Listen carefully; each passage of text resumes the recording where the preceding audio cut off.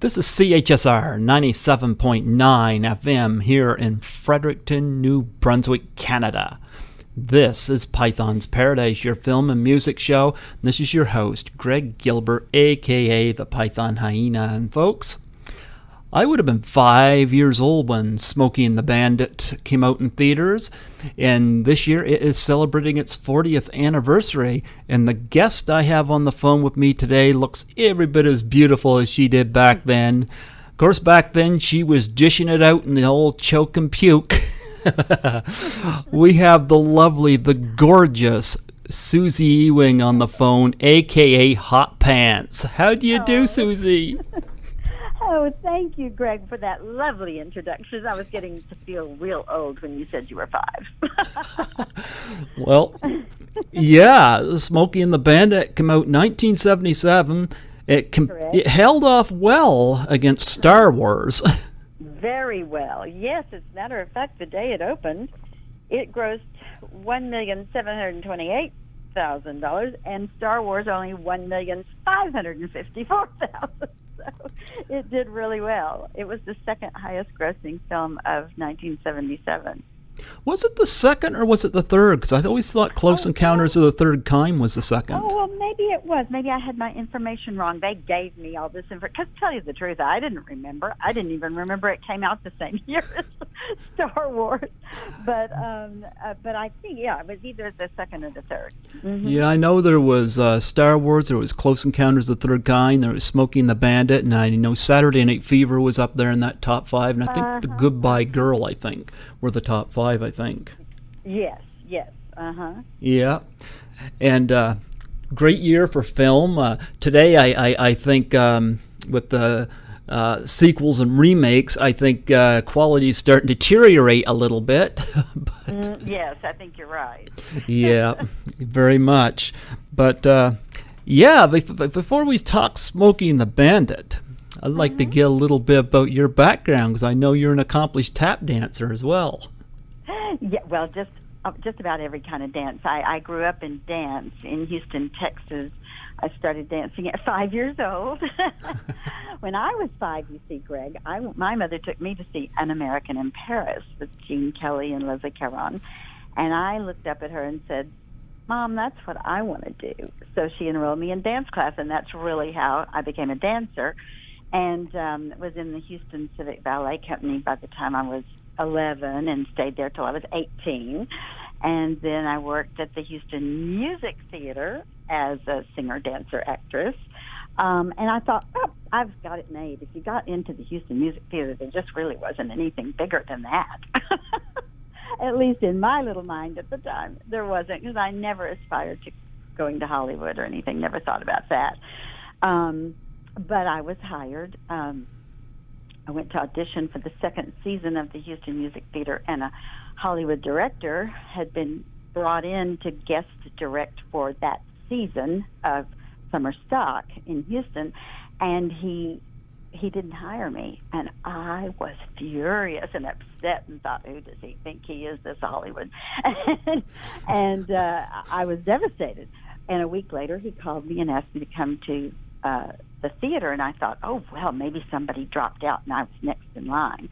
And when I got there, he said, Susie, I didn't hire you for the theater because there's a new group of girls called the Gold Diggers.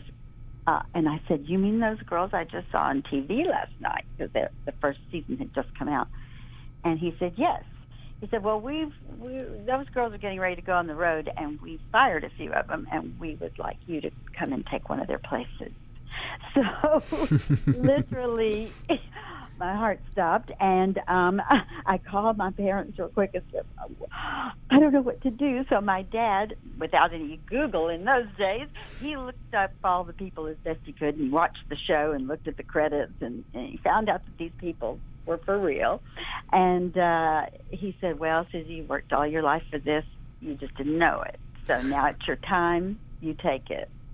So I did. And then I spent 5 years on the Dean Martin show, and we also had our own Gold Digger show, which were the summer replacement shows for Dean at the time. And we did a series in London.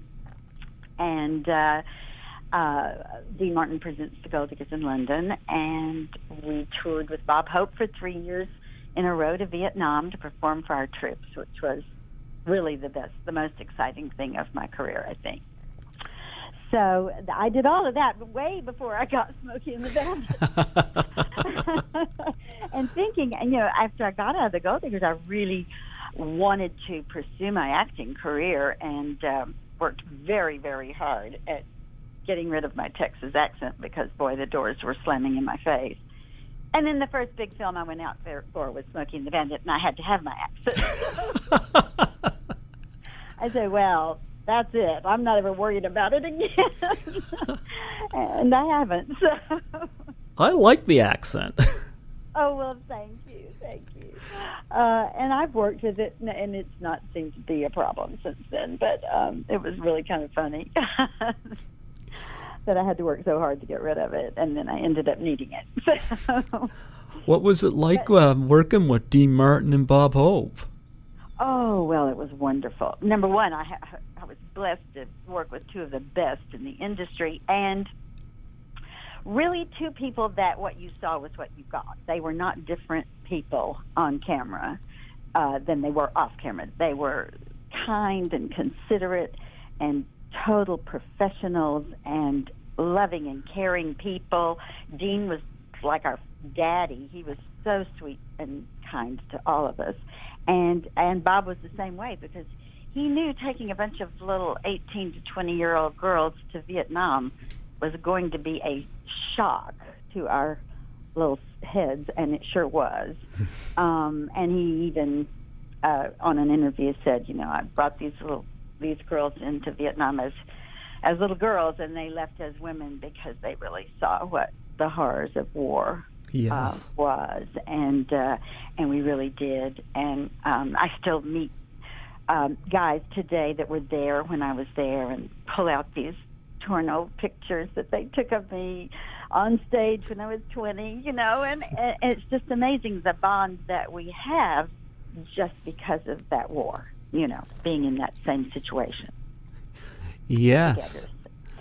So Bob did that for us, and this is to tell you what kind of great guy he was. For probably 10 years after I left the Gold Diggers and everything, he was still sending Christmas cards to my family, to me and to my family, yes. And as a gift to one of the years we went, of course, days before cell phones or anything like that, our Christmas gift from Bob was we each got a 5-minute phone call to our parents for Christmas. Since none of us were home. In fact, I wasn't home for Christmas for 3 years in a row, being in the war zone, So it was an amazing, amazing time, and my heart is very near and dear to all of our veterans, not just the Vietnam veterans, but all our veterans. Yes. Now, Smokey and the Bandit, of course, you played Hot Pants, and I think you should have had several more scenes. You were so stunning. Thank you so much. Well, it was a blast, but it was just the craziest way I got the part. If you want me to tell that. Sure, go ahead. Well, I was in a nightclub act at the time. Once I got out of the Dean Martin show, I was in several different Jack Albertson's nightclub act, and Jack Cassidy and Shirley Jones act. Jack Cassidy, for all of the viewers out there that are so young like you, he was David Cassidy and Sean Cassidy's daddy. But he was a big Broadway star, and of course Shirley Jones, everyone knows. And he was married to Shirley, and they had a nightclub act, and I was in it. I was one of the 5 girls in the act. And we had 5 guys, 5 girls, I believe it was, or 4 girls, 4 guys. And Jack Cassidy ended up dying tragically, actually burned up. He fell asleep with a lit cigarette. And I was at his funeral. This is the reason that I'm telling this. I was at his funeral, and when I got back to Shirley's house, I called my answering service, because that's what we had back then, and they said, call your agent immediately. So I called my agent. He said, Susie, you've got to get to Universal right now. I've got an important audition for you, but you've got to look sexy. You've got to wear hot pants and a low-cut top. I said, I'm at Jack Cassidy's funeral. I'm in a black suit. He said, well, you don't have time to go home, so just get in the car and go to Universal right now. So I did. And I walked in, and the casting office, there was every blonde bombshell in Hollywood. They're all looking just gorgeous and hot and fabulous. And I went, well, I'm not going to get this. That's for sure. But I went on in, I read the sides and of the part of the script that I was to do, and I went in, and because my dad had a CB radio at the time in every car at home, I kind of knew the jargon a little bit, and that's what how I had to speak. So I went in and I read it the best I could, and for the first time in my entire career, not prior to that or then or since then, have I ever gotten a job right on the spot. And I got it right there in the office. They said, yes, you're who we want, and you've got the part, and go to wardrobe right now, and you'll report to the set tomorrow. So that's how it happened. I love that little woo you throw at the... I just was like, wow. So I did that, and then I found out, Greg, this is the funny part. You do your little jobs that you get here and there, and then you forget about it. Well, I really thought the movie was stupid because all I had were the pages that I was doing. I didn't know the whole script. I had no idea what it was about. Didn't even at that time know Burt Reynolds was in it. Okay. And didn't know that they were actually shooting it right then in Georgia. And all of the major people were in Georgia at the time. Hal Needham did fly back to direct my scenes, but I guess a poor little girl in Georgia had gotten that part, and they'd already shot it, but they'd moved on from location to the next location, and they sent the film. In those days, they had to send the film back for processing back to Los Angeles. Mm-hmm. There was no digital, so it was all film. They had to, process it. So when they did, all of that poor little girl's scenes that they had hired in Georgia were ruined. They didn't come out. Oh. The negative was ruined. So they didn't have it. They didn't have time to do it there. So they just said, cast somebody, let's shoot it. So I didn't shoot it with Burt. I shot it with somebody reading the lines off the camera to me. And so fade out. We get it months later, and I get a call from the Universal saying we're invited to a cast and crew screening at the Directors Guild. Or I believe it was it was the Directors Guild. And so I said, okay, great, and you can bring a guest. So I called my friend Jonathan Lucas, who was the choreographer for the Dean Martin show, and he said, I'll go with you, Susie. Well, I went, and I thought, I don't know what it's going to be like, because it seemed kind of stupid to me when I was shooting it, but it'll be fun. So we went, and about 5 minutes into it, we were both laughing so hard that I completely forgot I was in it until I heard my voice. I heard my voice coming over the CB radio right before my scene, and I was like, oh my gosh, this is my part, because it's towards the end of the film. And yep. I literally forgot that's how much I was enjoying and wrapped up in the movie, and never realizing it was going to be such a hit and continue to be a cult hit to this day. So that's that story. Well, I've often told people the Fast and Furious movies have nothing on Smokey and the Bandit. Kind of. You're right. Well, I'm nothing against Vin Diesel, but I don't think he has near the charisma as Burt Reynolds does in Smokey and the Bandit. It's absolutely true. Burt and he still to this day has that charisma. He's I think 81 now, and we just met again at the Bandit Run, and he is just sharp as a tack and funny and clever and just cute. I mean, I kind of liken it to nobody can be James Bond but Sean Connery for me. Okay. Because of his charm and wit, and yep. It's the same way. Bert's the same way. You know what? I know we had issues with doing Boogie Nights, but I gotta say, what an incredible performance he gave in that. Did you see him in Boogie Nights? No, I didn't. Oh, he got an Oscar nomination, and he was just incredible in it. Yeah, and it was just so nice to see him, because you don't see him as much anymore. And I was a fan of his growing up. So Smokey and the Bandit, Yes. Right. Well, he went on to do several more. And, of course, Deliverance, he was incredible. That totally dramatic role. Yep. Incredible in that. But so he was a consummate actor, he was. But he just had that charm, and he lended itself to comedies. You know, it just did. Do you want me to tell you what I think Smokey and the Bandit really is about underneath all the layers? Yes. I think it's about growing up, not wanting to grow up. Mm-hmm. One of the most important scenes in the movie was where Sally Field asks Burt Reynolds in the car. She goes, asks him what his name, or no, what do you do? And then she has to tell him to, give it to her straight. And he says he just drives everywhere and showing off, It's like he doesn't want to leave doing this. So even though it's against the law, it gets him all this attention at the fairgrounds, but he's not the only one who doesn't want to grow up. Sally Field's character is stuck in high school doing dances, That's right. That's right. Jerry Reed puts on this whole front of being married, he has to, be the man, but really he just wants to get out of there. That's why it's so easy. Yeah, it's why it's so easy for Bert to get him into trouble. Absolutely. Tell me again why we're doing this. Mostly for the fun of it. And then you got Jackie Gleason and Mike Henry. Jackie Gleason, the interesting thing about him is he looks at Mike Henry in the car and he goes, there's no way you could come from my loins.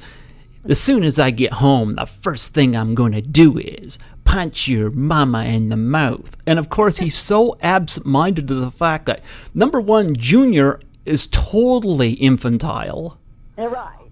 Well, Jackie Gleason's Sheriff Buford T. Justice, he's completely absent to the fact that he's the reason his son's so screwed up. Of course. I know. That's the irony of it all. It is just, the characters were so brilliantly put together. And quite frankly, I think Hal Needham's widow tells a story at the Bandit Run and said,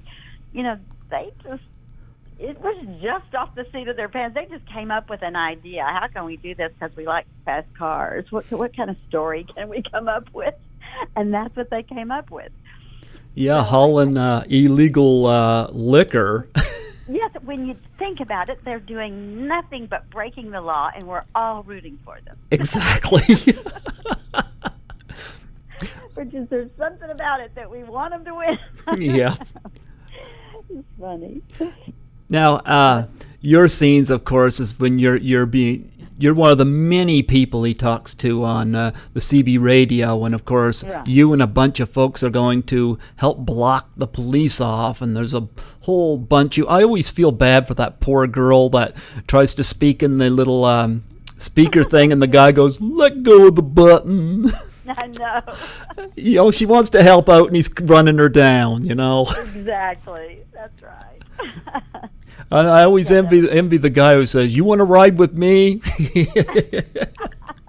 Yes, it's so funny. I think that actor actually went to college with my husband. Of course, we didn't even know each other at the time, but it was funny. He said, "I know him. He went to college with me." So, and that souped up hot rod that we got to ride in, that was so much fun. That was great.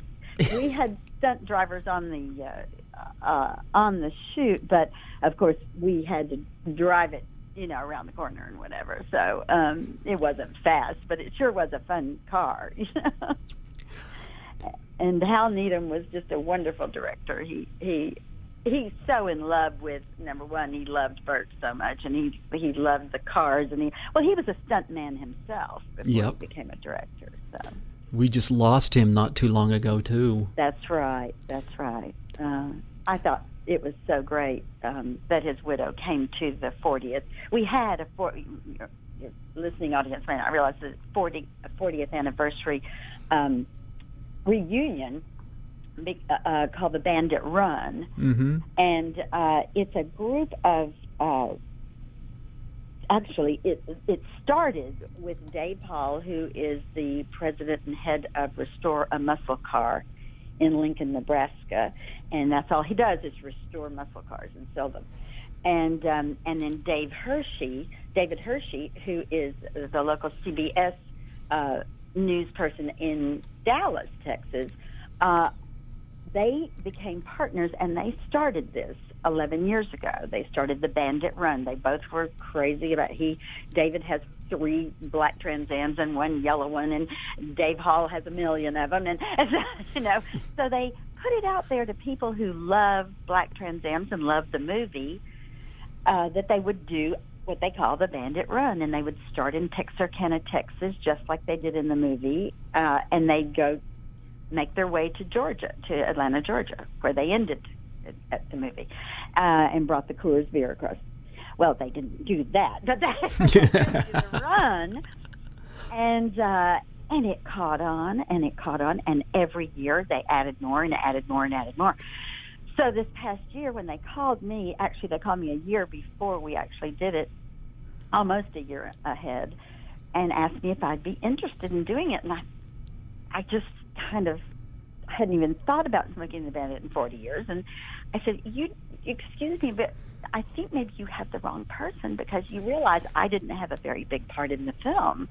And David Hershey said, Susie, no, it's you don't understand. This film has a huge cult following, and I have over, I think it was 2,000 or something, members of my Trans Am Bandit Runners, and probably 250 to 350 black Trans Am cars are going to be going cross country for this 40th, and they're going to end up in Atlanta, and we would just love to have you there. We are trying to get Bert to come too. And I went, oh, well, and then I had to think about it for a minute, and I told my husband, of course, looked everybody up, made sure they were for real, and they were, and so we started the planning stages of it, and I did it. I ended up going, and Bert was there, and Hal Needham's widow was there, and Jerry Reed's daughter came, and several other cast members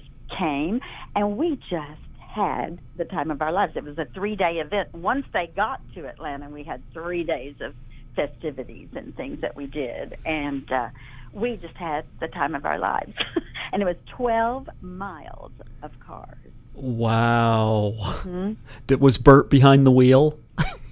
No, he wasn't. But they brought his car. They did bring his black Trans Am in the trailer and everything. It was unbelievable. It was great. And we did pictures, and we did autographs, and we did. Okay, I had David Hershey's car, and David had put my name on the side of the car, which you'll get. I'm sending you a magazine with it in it. Oh, and, thank you. Yeah, you're welcome. And it has all about the whole festivities that we did. And so now I was so impressed, and people brought me to sign. They took parts of their cars off, like glove box fronts and ashtrays, and one guy brought me the trunk lid of his car. He took it off of the car and brought it to me, and I signed it. I was just like, I cannot believe this. It was 5 or 6 hours of nonstop signing autographs. So I then was convinced that, yes, these people did remember, and they would quote my dialogue, and it was just so much fun. And I've never met such nice people. They were just wonderful, wonderful people. And they came from all over, not just the United States. They came from Sweden and Scotland and Ireland and England and Canada. They came from all over. So there are black Trans Am people that belong to this club that came and brought their cars. Just out of curiosity, you still working at the Choke and Puke? You still dishing it out? I'm not still dishing it out. I'm not working there. I just work at home, I guess. And I teach tap. I teach adult tap, and I also still perform. I have my dance partner from literally years ago, from college. He and I met in college. We're both from Houston, and we started dancing together in college, and then he went off to, when I went to the Gold Diggers, he became Mickey Mouse on Disney on Parade, and then he was Winnie the Pooh on all the television series, and he did all the Sid and Marty Krofft. His name is Joe Giammalva, and we are still performing to this day together. So we just did a show, a three-person show. It was called Two Characters and a Gold Digger. And I was the gold digger. And they were both Disney characters that had done all kinds of James Gray and Joe Giammalva, and they've done all kinds of Disney things all these years, and did quite well themselves. So that was fun. We just put this whole show together, and we did nostalgia film clips of all of us, and we've all worked with big stars, and we had film clips with us dancing and performing and singing with the stars, and then we also did, numbers together. So it was a very fun act, and I just can't believe it. If anyone had told me I would still be doing it at this age, I'd say they were crazy, but I guess that's what's keeping me going. Well, 39 is not very old, you know. I know. I don't know how long I can keep saying that. I'm 39. I think you can still say it. Well, thank you very much. Now, I was wondering, did Sally Field come to the Bandit Run? Well, I really believe that Sally would have come, but she was on Broadway doing Glass Menagerie. Okay. 8 shows a week, and I'm sure that she just couldn't, pull away from that. I think she's finished with it now, but back then she was still doing it. And but I knew her not from doing Smokey and the Bandit, but she and I used to work out at the same place. It's so funny. You'd think I'd say something to her like, "Well, I did Smokey and the Bandit with you," but I never did bring it up to her. But she was always very nice. You never believe how many people I've run into that had a huge crush on her growing up. Oh, yes. Well, she was a doll. Yeah. Well, she was very down-to-earth looking. There was nothing, like, she didn't look like a Barbie doll. She looked very down-to-earth, and I think that was the appeal. Next door. She really was the girl next door, but yet very, very pretty. I mean, I think she's just stunning in Smokey and the Bandit. I think she's really pretty. But yet not Hollywood glam. No. Not ever done. Just pretty. And went on to win 2 Oscars. Yes. A magnificent actress. With that famous Oscar line, "You love me. You really love me." Yeah. We all loved her before the Oscar. That's right. We did. And we still love her. Yes, we still love her. We sure do.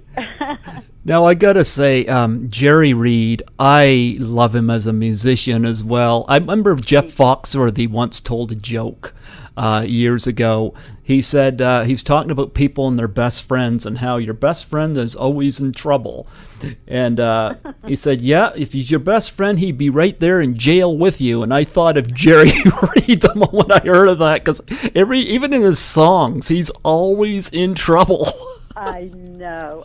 Well, and I tell you, I love Eastbound and Down. I mean, the theme song for the Smokey and the Bandit is one of the best songs ever written for a film. I think it tells the whole story in the song. And he wrote it I think in a couple of hours. Oh yeah. Yeah, he wrote it very, very quick. They didn't have a song, and they thought, well, good grief, we've got Jerry Reed in the movie. Let's let him write it. And he did, and it just fits the film. And anytime I hear it, it puts a smile on my face. And of course they played it through our whole reunion, and everybody was just singing it to the top of their lungs. It's just a funny, fun. And he was so talented. He was really talented. Yeah, but he had to keep looking after Flash. Flash would go out there and take a swim. No, Fred. That was Fred. Oh, Fred. Oh, I'm thinking about the one, the Dukes of Hazzard. Yeah, it was Fred. We had a little stuffed, they brought, because we had a replica of the Snowman's 18-wheeler at the reunion, and they couldn't get the Basset Hound like Fred, but they had a stuffed animal. A little stuffy dog. It was darling, and people were taking pictures with him. And I'm so sad because I got to see the 18-wheeler, but I never got to get my picture made with it, and I was really disappointed about that. But I know the guy that owns it, so maybe down the line I'll get a picture this next year. I hope to go again next year. Oh, yeah. 18. Well, Jerry Reed was a great guitar player, and even some of the songs like Amos Moses. I love When You're Hot, You're Hot. Yes. And, of course, Another Puff. Oh, yes. I like to play that and dedicate it to people who smoke. I know. He was clever. Just very clever. And, of course, let's not forget, she got the gold mine, I got the shaft. Right. Oh, gosh. So his daughter was at the reunion? His daughter was at the reunion. She's just a sweetheart. And one of the most wonderful moments was one of the guys, I believe, as a matter of fact, he was the animal trainer and owned Fred, as I recall. And he had been, Jerry Reed gave him the shirt off his back, literally, after they finished filming, and gave it to him to keep as a keepsake. And Jerry Reed's daughter did not get any, I don't know, when he passed away or whatever, all of the things that belonged to her dad, for some reason, she didn't get them. And he had brought this shirt of her dad's and had wrapped it up, and on stage in front of all the audience and everything, gave it to her. And she just cried buckets. She was so thrilled to have that. And it was a really neat moment for Wow. her. Yeah, it was great. Yeah. I think Jerry Reed was a terrific performer, and I loved him as the snowman. And I remember the morning as I was driving to work when I heard that he had passed away. So, yeah. And I was not even a huge country music fan, but I loved Jerry Reed. I mean, a lot of people did. It was like that wasn't necessarily there, but they loved him. Yeah, even as a musician, like I've got some of his songs like on my my iPod or my little chip on my phone. Right. You put music, yeah. So right. Yeah, he tells quite a story. And then of course we can't forget about Jackie Gleason as Sheriff Buford T. Justice of Texas. He was so funny. That's why I think I forgot I was in it.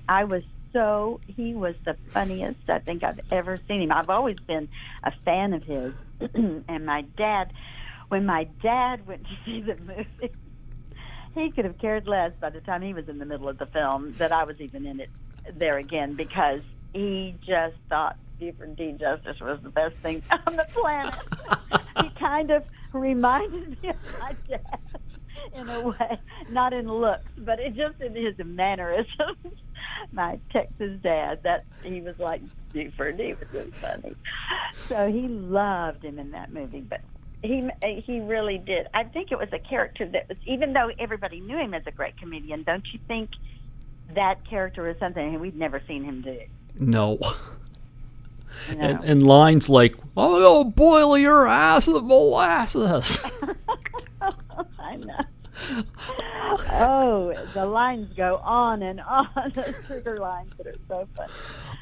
Yeah. I love that shot when he's on the CB and he's like, it's after he pulled away, that close-up of he's pulling away after the bandit zips out of the gas station, and he's having a cigarette, and he realizes, gee, he was right there, and he pulls away, and it shows the shot close-up of him. He's like, giving the information out, and it cuts to a wide shot, and his police car's up on top of another car sideways. And there's poor Junior laying across the front with his arms hanging out, and he goes, "Hey, Daddy," and he goes, "Get in the car."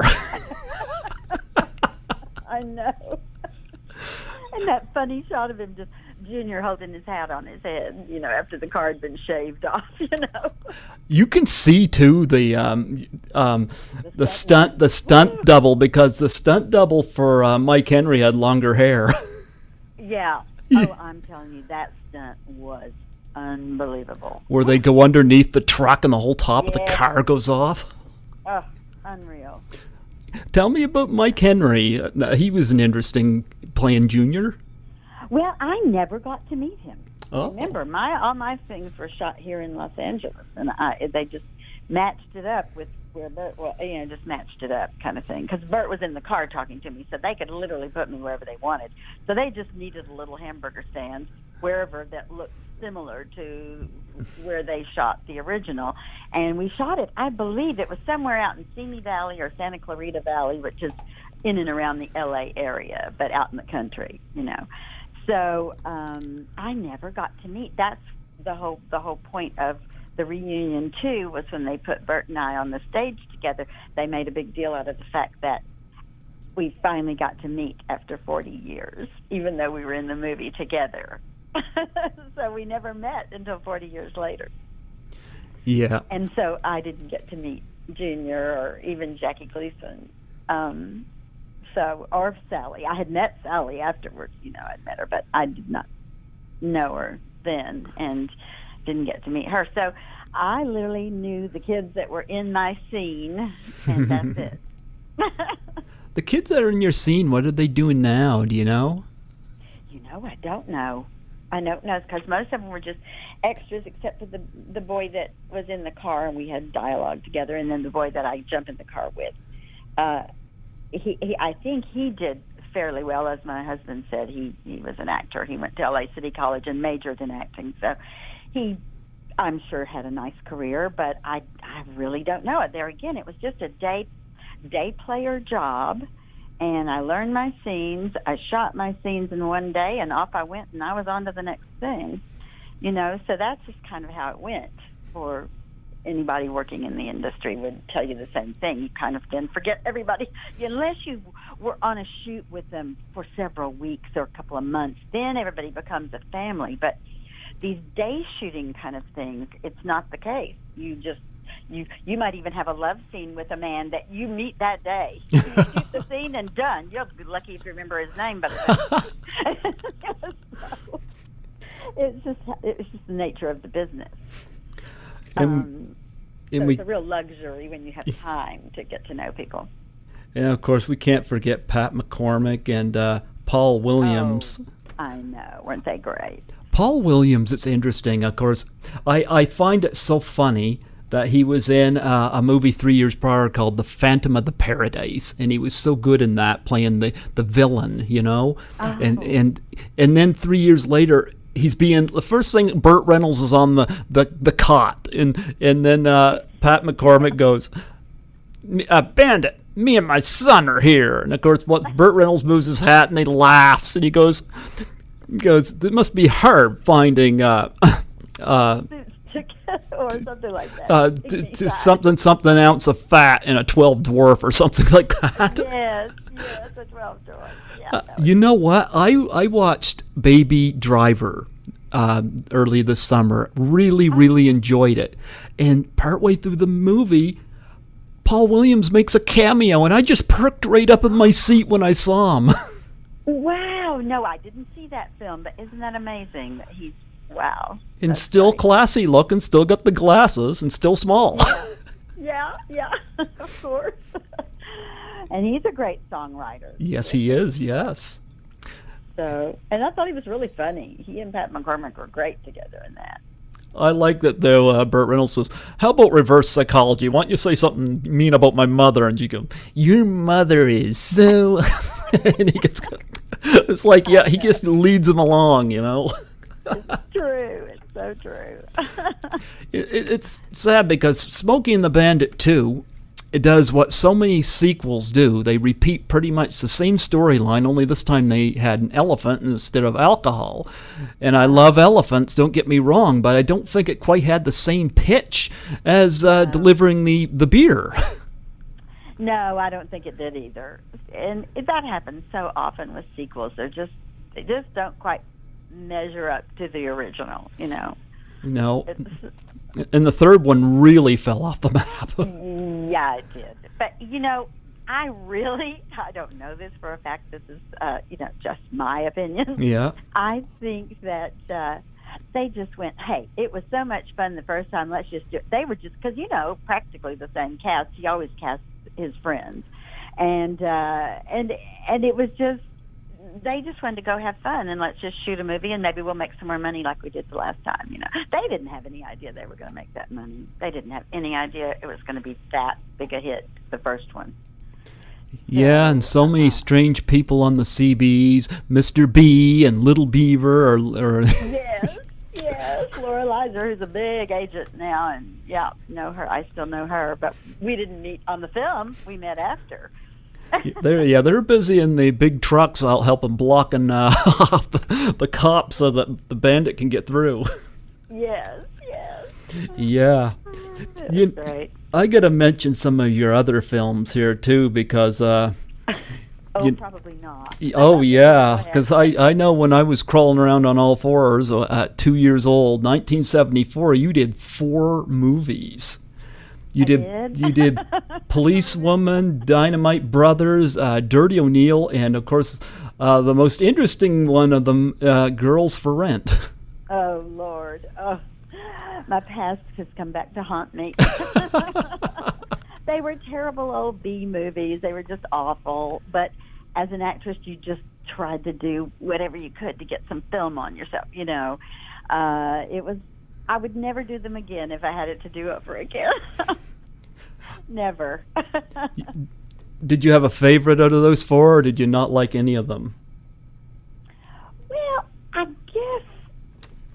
I guess Dirty O'Neill was probably only because we got to work for like 2 weeks with the stunt people that taught us a little bit of karate and taught us how to fight because we were a group of fighting girls, So that scene where we beat everybody up on the boat and I'm whipping this guy with a chain, it was kind of fun because I'd never done anything like that before. I'd never done stunts. Okay. And so that was the only part of it that I have a fond memory of because they also were so cheap. They were such low-budget pictures that, it was not glamorous at all. You were lucky to have a place to change your costume. And, it was just not like a major motion picture or a feature, studio film.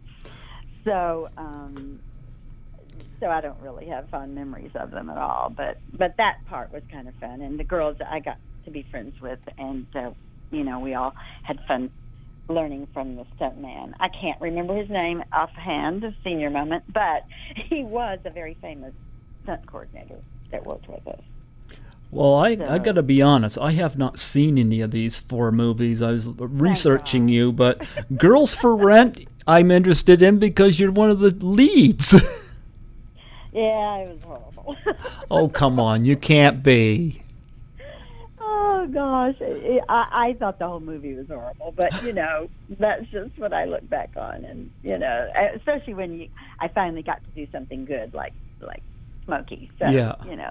I look back on that and think, just had to work my way to get to the point where I could get called in on other feature films. But no, I don't have fond memories of them. Well, it's funny because I never knew until today. I was taking some notes on you. I never knew the director, Al Adamson, before, and then I read that he was murdered. I do recall that, but I don't know the details of it. I guess, it was very weird. Because I'd never heard of him, but I noticed you had done 2 or 3 films with him. Yeah, I did too. He was known actually for those action, low-budget B movies is what we call them, low-budget movies in those days. And he was kind of noted for those action, low-budget films. So, but I do not know the details of what happened. Well, I do know that in Girls for Rent you had a fight scene. How did you prepare for that? Well, I don't even remember. Sorry to be so uninteresting, but I don't. I probably had already. I can't remember if I did that one before or after I did Dirty O'Neill, because we probably had the same stunt coordinator, and they just taught me how to do it. I don't really remember, to tell you the truth. And then That's a long time ago, Greg. Do you really expect me to remember that? Well, the year after that, you worked with director Hal Ashby with Shampoo, and you were listed as the beauty shop customer, and I'm like, you're the beauty part. Oh, you're so sweet. Oh, I have a funny story about that. Okay. I was so thrilled. Okay, well, my agent sent me in and said, okay, this is a major film. It's Shampoo. It's, Warren Beatty is, Hal Ashby's directing it, Warren Beatty's starring in it, Julie Christie, whatever. And he said, and they want to read you. So I'm thinking, gosh, this is not something I would normally be called in to read for. I mean, because it was such a big film. But I thought, well, maybe it's just a little small speaking part, So I went in, and it was about 4 o'clock in the afternoon, as I recall, and I walked in the casting office, and it was just filled with girls, just filled with young girls, and we were waiting, and the secretary kept saying, "I'm so sorry that you have to wait, but how Mr. Ashby will be here in a minute." I thought, oh my gosh, we're not reading for a casting director, we're reading for the director. So I get up and go over to the secretary. I said, "Where are the sides?" And she said, No, there's no sides. They'll give it to you when you go in. And I thought, oh, no. We'll have to do a cold reading, really cold, because you call it a cold reading, even if you've had the lines for several days. It's still a cold reading, and this was like frigid because we had nothing. So we're all sitting there, and everyone's getting more and more nervous as we're sitting there waiting. And then all of a sudden, about an hour later, bounding through the door came Warren Beatty and Hal Ashby. Warren Beatty stopped, looked around the room, and went in the office. And we all just looked, and then he came back out, and he grabbed a girl by the hand and brought her in. Well, he continued to do that as he's reading people. Okay, so came my turn. The girls that came out looked like they had been, they were a deer in headlights. They just, as they came in, they went, oh my gosh, I've never had to do anything like that. And I thought, well, what are they having us do? So I walked in when it was my turn, and I sat on they sat me on the sofa, and there was a coffee table in front of me. They handed me the script, and they introduced themselves, and Warren Beatty literally sat on the coffee table knee to knee with me with the script, and he said, just start reading. I said, don't I need to know what the scene's about? No, you don't need to know what it's about. Just start reading. So I started reading the Julie Christie part. Now, mind you, I didn't know it was Julie Christie's part because I didn't know the character name. But I start reading it.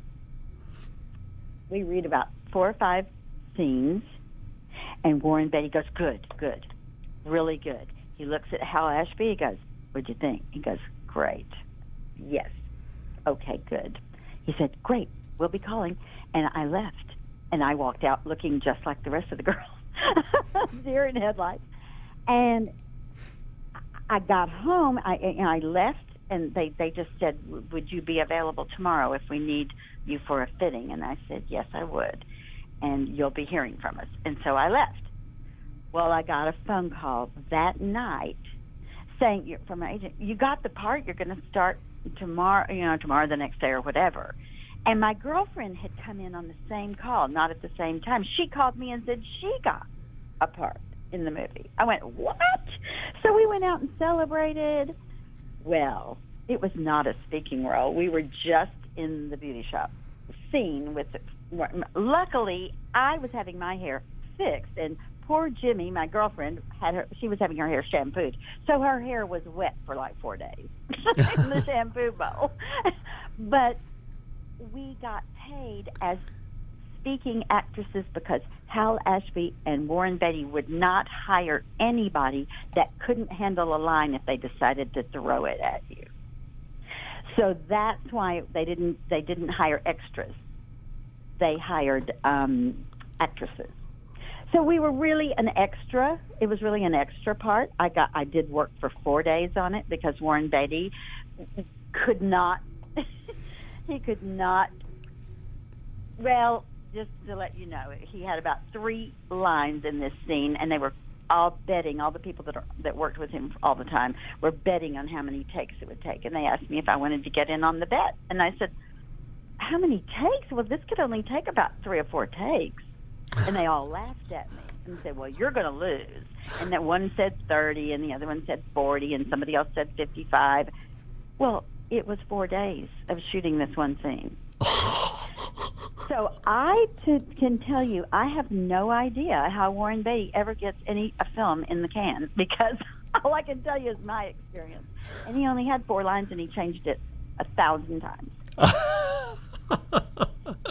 And he went past me, so I'm on camera, but he went past my girlfriend whose head was in the shampoo bowl, and and I got paid regular scale price for a day player, and but I didn't say a word. That's my big claim to fame for shampoo. And that had great cast, Yeah, it was a great cast. Oh my gosh, it was a great cast. Warren Beatty, Julie Christie, Goldie Hawn. Yes. Lee Grant, Jack Warden. Yep, fantastic. Yeah. Did really well. I still get residual checks from it. Well, hopefully you'll keep getting residual checks. Yeah. They should have paid you by the take for Warren Beatty. It was unbelievable, and I was just, my mouth dropped open when we got to like the 10th take. I went, you can only do these 4 lines just so many ways, And he'd finish it and go, Hal Ashby would say, "Cut. What do you think, Warren?" Warren Beatty would go, "Well, let's go again." We'd set it up from the top again, and we'd go again. And so then I looked at the lady combing out my hair, and she was just smiling because she said, "I told you." She'd been on the film a lot longer than I had, so she knew. But it was a wild experience, and kind of the same experience, not the same experience, but kind of a film I did, Coma. I did. But it was, I didn't have any dialogue in that either, but I was in it. You could see me in it. But it was, when I got Smokey, I was pretty thrilled about that, because I had at least had scenes with Bert. Yeah. And of course, after that, I think you worked again with Al Adamson for Dr. Dracula, playing Stephanie. Oh, gosh, I forgot about that. Yes, that was a horror film. Yeah, that was a horror movie. But did Al Adamson do that? I guess he did. Yeah. I hadn't seen this one. I'd never heard of him. But like Dr. Dracula, when did he get into the medication business? It was actually originally titled Bengali or something like that. Okay. Anyway, yeah, it was a horror movie. And I was like the Trilby part, So, yeah, I had dialogue in that. John Carradine in it. Yeah. John Carradine. I had, my scene was with him. So one scene was with him, and yeah, he was good too. Boy, John Carradine was up there in years even by that time, and he was amazing. He had these long monologues, and he knew them by heart. I mean, he just didn't miss a beat. I was very impressed with that. It was pages of dialogue. He just never missed a line. So, what was your role in this? Like the role of Stephanie, because I haven't seen this film. I was actually not John Carradine, but the other actor.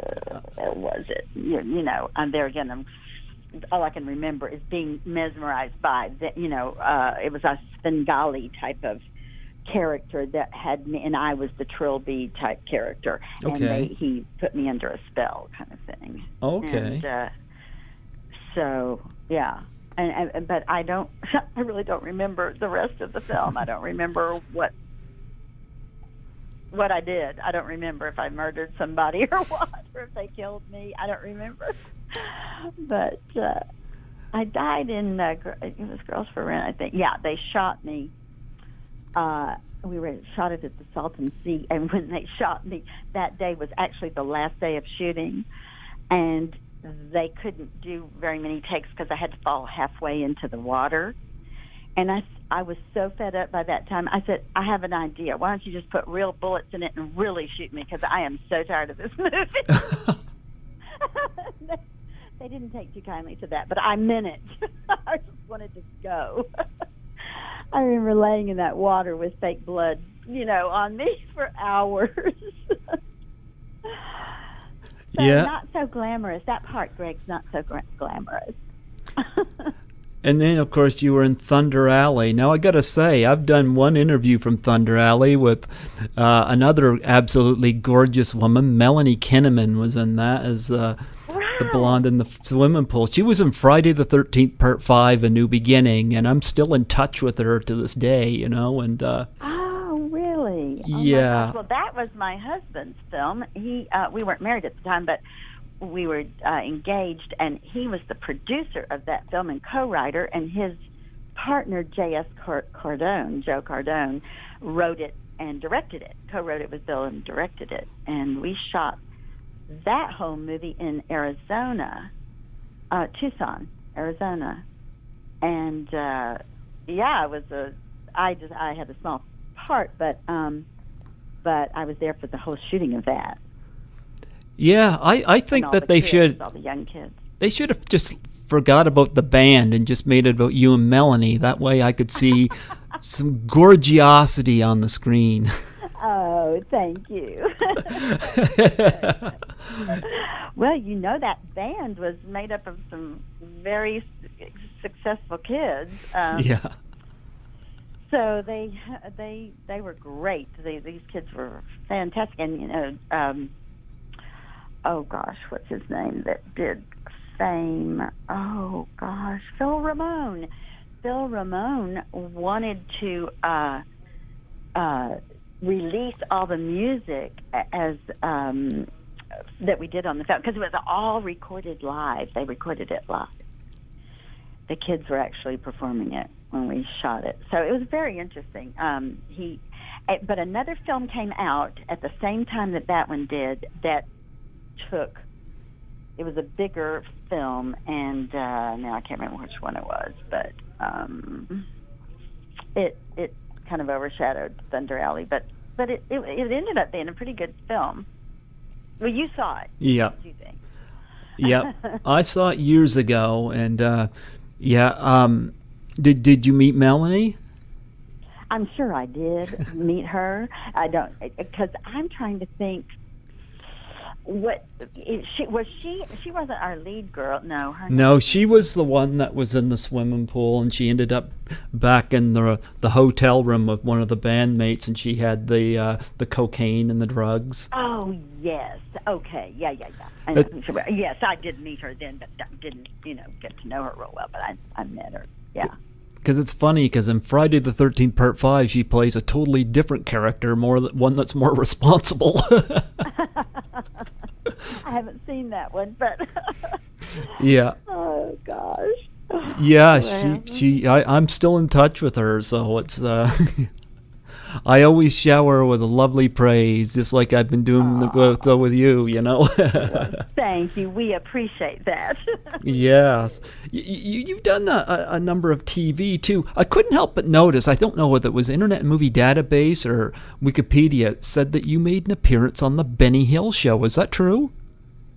No, I didn't do Benny Hill. Okay, somebody got their information wrong then. My dear friend Wanda Bailey from London, she may have, maybe that's how, see, we were best friends, still are best friends. Okay. So they may have crossed over, because Wanda did a lot in England, and she did the Del, oh gosh, forgot his name. This went right out of my head. Yeah. Anyway, a big variety show over in England before she did the Gold Diggers. And she may have worked with Benny Hill. Maybe that's how that got. Okay. Crisscrossed. Well, some credits I see listed here. The $6 Million Man. Yes. We talk about your work in that? Oh, sure. Oh, that was a fun shoot. There again, it was Susie Coelho, who was married to Sonny Bono at the time. Okay. Cher, of Sonny and Cher, Sonny Bono. And Susie Quello had a part in it too. And what it was a singing group of girls, and I think we were a backup group of somebody. Sonny wasn't on it, I don't think. But anyway, but Sonny helped us with all the music. In fact, I remember going to Sonny and Cher's house for rehearsal with Susie and the other girl, Jane Kennedy. I mean, you may know who Jane Kennedy is. Okay, yeah. Beautiful, tall, black girl. And it was the three of us that did this. We were like this backup group and singing and we had dialogue and everything in it. And that was a great fun little shoot we did. Episode of $6 Million Man. And of course, you were in WKRP in Cincinnati. Cincinnati, yes. Good friends with Frank Bonner. We're still good friends with Frank Bonner. My husband worked with him in a couple of movies, and then when Frank started doing WKRP, he said, "You guys come on, and I want to put you in one of the episodes." So we did, and then we used to work on the show, and we did stand-in work for him and all that. It was just fun because they were such good friends. Yeah. And so Chico and the Man. Chico and the Man, yes. Jack Albertson had a nightclub act, and I was in that nightclub act. I was one of the 4 girls in his act, and so he had us on the show, guested on the show with him, and he was just so much fun. He was great, and Freddie Prinze was great too at the time. He actually lived in my apartment building. He lived above me. And you're listed in Starsky and Hutch. I had a little part in that. Don't even remember what it was, but a little speaking part in that. Yeah. And Buck Rogers. Buck Rogers, that's right. Yep, that was fun too. These are so. You reminded me of things that I've forgotten I did, so that'll tell you. Well, that's what I'm here for. It's like my musical director on the Dean Martin show. A lot of times he'll send me like a little copy of a number that I did. Now, I was on the show for 5 years and I did hundreds of numbers, but you would think if I did it and they shot it and it was televised, I'd remember it. But there were a few he sent me that I did not remember ever doing. And I thought, I don't know why I don't remember this, but I didn't. There it was. I knew I did it because I saw myself doing it. So. Yeah. Do you got like a web page or anything like that you want to promote? Well, our Gold Digger web page is the original Gold Diggers. Okay. And that's it. I don't have a personal one. I have a personal Facebook page, and the Gold Diggers also have original Gold Diggers have a Facebook page as well. If people want to go, it's open to the public. Do you mind if I add you on Facebook, or do you do that? Oh no, go ahead. No. Okay. Yeah, I've had a lot of my guests have added me on Facebook. I've got Melanie on Facebook, so. Great. Well, just send me that request, and I'll punch the button. Yeah. Do you have any charities you're involved with? Well, mostly it's the Professional Dancers Society here in Los Angeles. I'm on the board of that, and they are connected to Actors Fund, of which we also give to. My husband and I give to a lot of charities, but the professional ones are the Actors Fund and Professional Dancers Society, which we give to them, and those funds go to dancers who have disabilities or have lost, their income, or they need help in any way, just like the Actors Fund. And so I love those two organizations. Oh, those are nice, yeah. It's funny you mentioned dancers. I forgot about Melanie Kinnaman from Thunder Alley. I know she mentioned that she was a dancer, and I said to her, it's so sad, I never got to see her dance before. Oh, Oh, did she do something? Did she do professional dancing? I guess she did, but I guess there's nothing like on film or something. And I was saying to her, I said I wouldn't mind seeing what she was like as a dancer. Well, yeah, that would be interesting. Yeah. I'm just wondering now if she back then talked to me about it, and she may have, and I just don't remember. I don't know, but yeah. Well, I was going to say, too, I got to send a special shout out to your son. Oh, thank you. Yeah, your son. I hesitate to say Bill. It's not Bill, is it? No, my husband is Bill. Bill, that's right. Yeah, Blake. Blake. Okay, well, I had the B. That's right.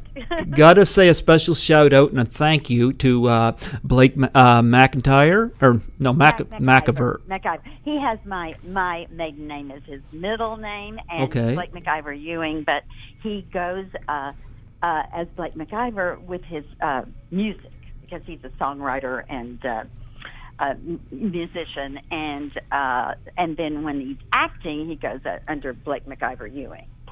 Yeah, I thought it was so nice of him to hook me up with you, because I really wanted to get somebody on here from Smokey and the Bandit, and I couldn't pass up talking to Hot Pants. Well, I'm so glad. Well, he's really great about that. He's good. He always wants. He makes me feel very, very proud, because he's so proud of me for what I've done. Yeah. And my husband and I both have always supported his career, and he started working at the age of 6 years old when he won Star Search in 1993. He was in 1992, he was the Star Search winner, junior vocalist champion, and he's worked ever since in the business. So we're proud of him. Well, you know what? I'd say come January, I think I might reach out and get him on the show, because I need to express my gratitude towards him for this, and I think I should have him come on and promote his music and whatever else he's doing. Oh yes, he's always doing a lot, and he would love that. He would definitely love that. So. Well, that's my way of showing appreciation, because I really want to thank him for hooking me up with you, and it's just an honor for me to have you come on here, and it's like I've seen Smokey and the Bandit so many times, I can't believe I'm talking to you, you know. Well, I appreciate that so much, Greg, and it's really been a pleasure to talk to you too, and thank you so very much. Now, before we go, do you have any projects coming up in the future that you're able to promote? Well, not that I know of right now. I may be doing some more Smokey and the Bandit things with them, but nothing's definite right now, so I don't want to say. And I'm just teaching, and anybody in the Los Angeles area, I teach at Billy Blank's studios in Sherman Oaks, and I teach at Dance Dimensions in Woodland Hills. So love to come and join my tap class, and we tap our troubles away. That's the name of my class. So you can't think of anything bad when you're tap dancing. No. Did you tell me on the phone earlier you had Canadian in one of your classes? Well, I had one of my girlfriends, Susie Cadam, is Canadian, and she's from Winnipeg, Okay. and she was a gold digger with me. Okay. Yeah, she was. So I just saw her last week, as a matter of fact. Where there is something in the works, but I can't really talk. Oh, about that's it, okay. That's okay. It's a gold digger. It could be a television thing coming up soon, but we can't talk about it Oh, yet. that's all right. When you can But talk you know what, about it. Greg, I'll let you know. Oh, yeah, I'd gladly have you back all on. the gold diggers on to talk to you. That would be great. I'd be more than open to that. Okay. Do you know where I'm located here in New Brunswick, Canada? Well, I looked it up on the map to see where you were. And because I thought, how could Greg be 4 hours different from me? But now I see why. Yep.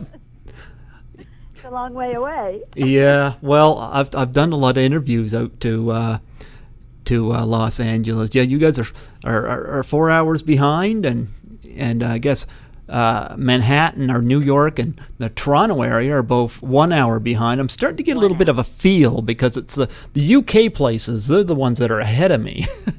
Yes, right. Yep. So That's true. yeah. So we don't get a whole lot of attention here in New Brunswick, so that's what makes doing this podcast so awesome. I'm able to introduce people. Right. No, I think it's fabulous. I think that's more power to you. That's great. Yeah. Well, I look forward. You said you sending me something, huh? Yes, I am. I was waiting to talk to you today, and then I've got a little stack of things to send to you. Dean Martin Fan Center magazine, which has all of the Smokey and the Bandit Run pictures with me with Burt Reynolds and me with the cars and all that for you to see. And old pictures of me with Dean Martin, Frank Sinatra, Bob Hope. That's all in the magazine. So I'm sending you that with an autographed picture and 8x10 of that. And whatever else I can find around here, I'll put in the envelope to send to you. Oh, thank you so much. Thank you so much. You're welcome. Well, before I let... Again. What's that? I said thank you again. Well, before I let you go, do you have my address, right? Yes, I do. Okay. Yes, you gave it to me. All right. Mm-hmm. Okay, before I let you go, could I get you to do a plug for my show? Absolutely. Hi, this is Susie Ewing, Hot Pants Hilliard from Smokey and the Bandit, and you're listening to Greg Gilbert on Python's Paradise, New Brunswick, Canada. Thank you so much, Susie, You're for coming on welcome. here. This has been such a blessing. And you tell your son I said thank you, you know? I sure will. And you just let him know whenever you want to, or call me if you don't hear back from him, and I'll light a fire under him, and he'll call you. Well, I'll be in touch. Yeah, I think maybe January. I think I might reach out to him because I got things kind of. I have things awfully foreseen into the end of the year, but we'll start him off in January. That sounds good if he's not too busy. And yeah. Oh, that's great. He'd love to do that, I'm sure. So that's good. And I'll get all this off to you in the next day or so, okay? Sure. And like I said, you got anything else to promote, don't hesitate to reach out, and I'll send you a friend's request too. Oh, thank you. That sounds great. Yeah, and then you'll kind of see what's going on here and all. So, and you look up Blake. Blake's got Blake McIiver. He's got three Facebook pages, but one is public, and you can see, you know, what all he's done and what all he has. You can just look him up, and it'll tell you everything. Sure, we can do that. And he's got lots of magazine articles and things like that have and interviews that he's done, prior interviews that you could probably listen to. And his latest Broadway World review from his New York show that he just finished is a terrific review. So that has a lot of material in it for you to talk to him about too. So he has a lot. He's done a lot. He's done a lot more than his mother. Well, we remember his mother, that's for sure. Thank you. Okay, then we will talk soon, I hope. I hope so. God bless you, and thank you so much for coming on my show. Thank you, and God bless you. Bye-bye. Bye-bye.